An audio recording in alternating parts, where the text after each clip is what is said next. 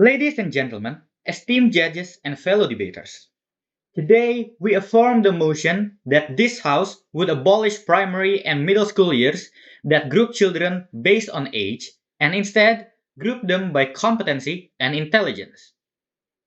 Our stance is firmly grounded in the pursuit of education that meets the needs of individual learners, fosters inclusivity, and prepares students for a complex modern world. We present a comprehensive case that highlights the policies, benefits, and logic behind this proposition. To begin, let's emphasize the fundamental problems inherent in age based grouping. The traditional education system, organized by age, often fails to cater to the diverse learning speeds and abilities of students. This results in some students being held back while others are pushed ahead, leading to unequal educational outcomes. Age based grouping assumes that all children of the same age learn at the same pace and have the same aptitude. This is an outdated and ineffective approach that hinders individual growth. Our proposal involves a phased transition towards competency based grouping. Schools will implement assessment methods that measure individual competencies and intelligence rather than relying solely on age. This will allow students to progress at their own pace. Why is that? First, competency based grouping allows students to progress through the curriculum at a pace that suits their abilities. This fosters a sense of achievement and self confidence in every student, reducing the risk of dropout. Second, this ensures that no child is left behind or held back due to the constraints of age based systems. And third, it boosts efficiency in education. Students can progress at their own pace, reducing the need for extensive remedial classes or gifted programs. This saves both time and resources, benefiting both the education system and society as a whole. On top of that, the elimination of age based grouping reduces the achievement gap between students of different backgrounds.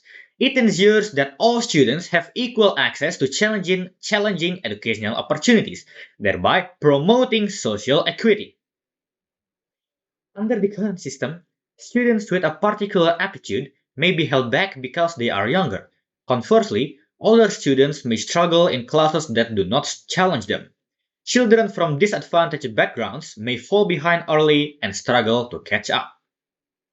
As such, competency based grouping aligns learning with individual needs, fostering a more flexible and responsive educational environment, narrows the achievement gap by providing additional support where needed, and tailors education to individual students, addressing their unique needs. For example, a child gifted in mathematics can advance more rapidly in that subject while receiving additional support in areas where they may struggle. On top of that, competency based education better equips students for the workforce, where competence and problem solving abilities are highly valued.